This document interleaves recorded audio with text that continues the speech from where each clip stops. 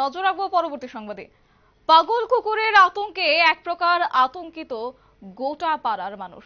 শুধুমাত্র লক্ষ্য করা গেছে যে আমতলী থানার অন্তর্গত বল্লভপুর গ্রাম পঞ্চায়েতের ৫ নম্বর ওয়ার্ডের শীতলতলী এলাকায় বেশ কিছুদিন যাবতীয় একটি কুকুর বসবাস করত। আচমকাই কুকুরটি মঙ্গলবার সকালে পাগল হয়ে যায়, যার ফলে গোটা এলাকা ক্ষিপ্ত হয়ে ছুটোছুটি করতে থাকে। এর মধ্যে এলাকার ৪ বছরের একটি শিশুকে তার বাড়িতে ঢুকে মাটিতে ফেলে আক্রমণ করে।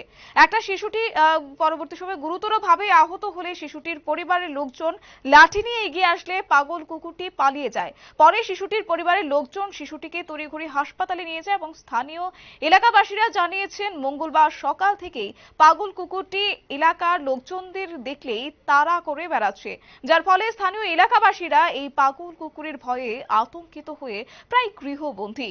এলাকার মানুষ রাস্তায় বের হলে হাতে লাঠি নিয়ে বের হতে হচ্ছে। আতঙ্কিত সেই এলাকার মানুষ। এই বিষয়কে কেন্দ্র করে তাদের কি বক্তব্য রয়েছে শুনবো। কি সে দাদা আপনারা এই যে সবাই হাতে হাতে দেখতেছি লাঠি, কি কারণে? আমরা ভাড়াতে একটা কুত্তা থাকতো, এটা হঠাৎ করে আস্তে আস্তে হলে পাগলের মতো হয়েছিল।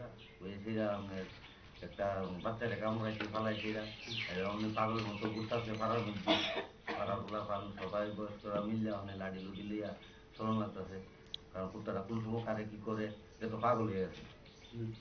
কয়দিন ধরে এটা পাগল? আজকাল বোঝা গেছে সবার থেকে, বাচ্চাটা স্কুল থেকে নার্সারি থেকে আইসে বারান্দার তারা রয়েছে, কুত্তাটা সেটা পিছনে হামলা করতে পারছে। আচ্ছা, আপনারা কি মনে হয় মানে যদি এই কুকুরটা থাকে তাহলে কি আরো মানুষ এইভাবে কামড়াবে? কুকুরটা তো পাগল হয়ে গেছে, আরো মানুষ কামড় দিতে পারে, মানুষ কামড়াইতে পারে, গরুরে কামড়াইতে পারে, পাগল হয়ে গেছে তার কোনো ইয়ে নাই। প্রশাসনের কারণে জানাইছেন কি বিষয়টা? প্রশাসন থানাতে গেছিলাম, থানাতে গেছি করে থানা তারা করে আমরা তো যা কাজ না। তো আমি কইলাম ম্যাডাম দেখেন আপনারা কাজ না, ঠিক আছে, আমরা তো ফরেস্টের নাম্বার জানি না, তো ফরেস্টার আপনারা একটু যদি জানাই দিবেন যদি ভালো। তারা বলে এটা কাজ না, তারা। আপনার নাম কি? বল্লভপুর। মানে এখন কি চান বিষয়টা? আপনারা শুনলেন এলাকাবাসীর বক্তব্য। তবে একে কেন্দ্র করে এলাকাবাসীরা প্রথমে বন দপ্তর এবং পরবর্তী সময়ে ডুকলি আরডি ব্লকে জানালেও ভিডিওকে জানালেও কোনো কাজ হয়নি, কারণ ভিডিও সাহেব আশ্বাস দিয়েছিলেন যে পাগল কুকুরটিকে ধরার জন্য শীঘ্রই সরকারিভাবে ব্যবস্থা গ্রহণ করবে।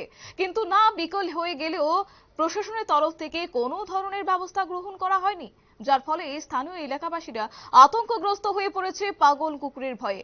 এদিন স্থানীয় এলাকাবাসীরা সংবাদ মাধ্যমে মুখোমুখি হয়ে গোটা ঘটনার বিস্তারিত তুলে ধরেছেন এবং সরকার ও প্রশাসনের কাছে দাবি জানিয়েছেন যেন খুব শীঘ্রই তাদেরকে বা এই কুকুরটিকে এই এলাকা থেকে সরানো হয়।